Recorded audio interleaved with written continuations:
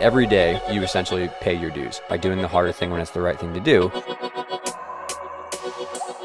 My coach, actually, growing up, always told me his mantra was quality over quantity. Yep. And that's the only reason I even know those definitions of the words because of him. And he just like beat it into my head because he's all about like fundamentals. You don't have to do crazy numbers to burn you out. You don't do crazy stuff all the time in competition. He was all about consistent, reliable, exceptional routines. That was his mantra, quality over quantity. And that's definitely me in the gym.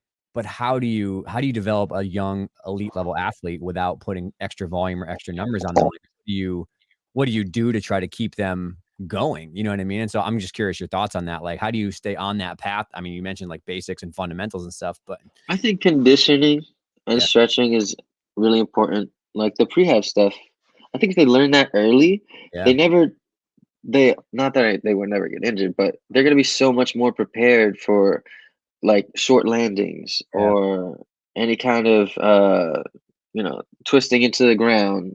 Their muscles and their in between all the little intricate muscles in between the tendons and everything around your bigger group muscles are going to be a little more prepared to crash or to be stretched. If you learn these things and if you keep up with your flexibility and you keep up with your conditioning, because you don't I just don't believe in, if you have the talent, which everyone at that level kind of is at the same, the same level. mm, So I just don't understand the point of doing numbers other than the psychological, mm, you know uh confidence, yep, because I feel like that plays a big part into it. But some people don't need that. They don't need to do a million numbers till they're injured to feel confident enough to be like, oh, I can do this. yeah. If anything, I'm like, oh my god, I don't know how many more I can do of this. Like, I've done these a lot. So I don't want to compete and be like, oh my god, this is gonna be the one where it breaks. Yeah. But that's just me. And some people are like, I have to do 100 before I just know I can compete it. I'm like, all right. It's a lot of pounding, man.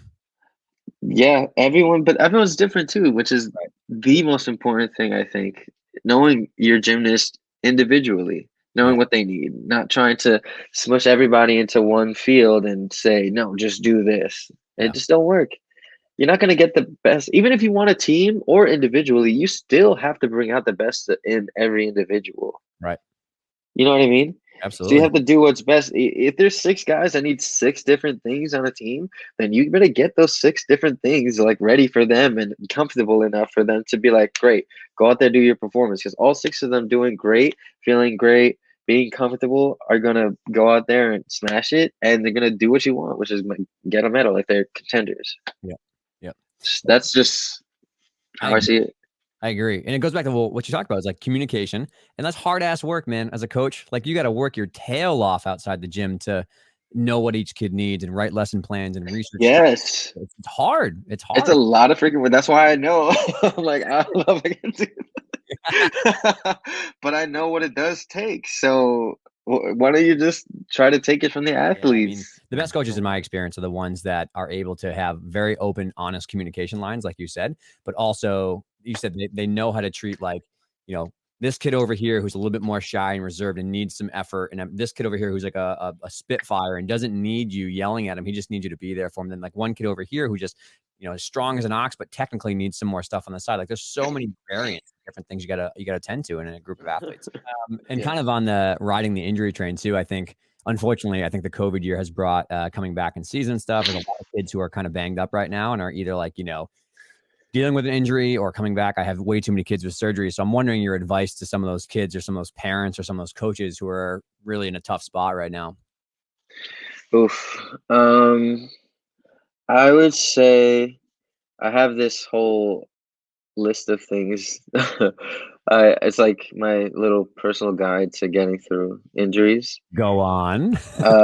And pretty much the Cliff Notes version is the first step is to be sad and acknowledge that it sucks and life isn't fair and you're gonna hate it for a long time. Yep. And once you do that, then really be done with it. Don't keep going back to feeling like that. Once you've taken enough time, everyone's different. You don't want to take too much time, obviously, Yeah. but I think taking the exception amount of time to acknowledge the sadness and, be sad and, eat that piece of cake that you wanted to eat and don't worry about it and just cry. And then, then start the path to recovery, which I think mentally it starts with starting to jot down like your different goals, long term and short term. So long term, it's probably going to be easier for them to be like Olympics, all this stuff. They already know what they want long term most of the time. And then short term goals, which are going to be the harder ones, which are going to be like, okay, I want to work. What are you going to work on while you're injured? Mm, If you're injured with your shoulder, if you have a shoulder injury, you better be working on your toe point. If you're serious about getting back and you want to go to the Olympics, you want to go to Worlds or make a college team, whatever you want to do, yep, then start doing that. yep, Start there's always so many things there's so many things that you can work on when you're injured that people just they really forget. Like if you have an ankle injury, work on your handstand position. mm, It's most likely if you're a junior athlete, it's not going to be perfect. And even if it is, you still got to start working on it for when you get out of the boot and start training again. mhm, So I would say make small goals and big goals, and really start striving towards them. And there's always something to work. You can talk to your coach. You can talk to your teammates. Um, Also, accept your family's help too if they're there to help you. Because I feel like I was very like, don't help me. I don't want any help because my parents weren't gym parents, and yeah, I was just like just so sad. And I think in hindsight or in retrospect, I would have liked them to help me a little more, even though I told them actively not to. But let your parents be there for you too, because it's hard for them as well. It's not, it is about you, but it's like it's hard for them to watch their kid be injured. So, let them help and let them be a part of it, and don't like shut them out because we don't know how annoying parents can be, especially mm, at a time where you're like, I can't believe this is happening. Like I hate the world. You don't need that. But yeah. just kind of give your parents a break, sort Sure, of. but retrospectively, like you said, there's some things that you wish your parents helped you more with. Looking at your younger self now, because there's a lot of parents who are gonna listen to this, about, like, what are those things that younger you wouldn't admit he needed help with, but older you says, like, "Oh, you did need help with that." Hmm. I definitely needed help with not getting like down on myself. Yeah. And I just was like, just always like, you don't know gymnastics, and you just don't know that that was really bad, and I hate that, and I suck. Yeah. And I mean, because they would watch me and be like, that was amazing. Like, but I'd be like, but I piked. That's a 10th. He's not gonna let me compete it now. Yeah. Like, so I think they, I wish they would have been more stubborn about helping me with that part.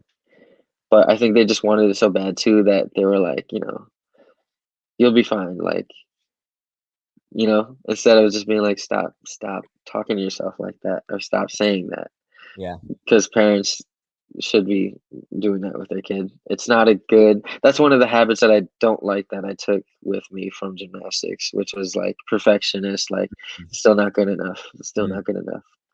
Like, I yeah. can't show this. I can't reveal this. This is terrible.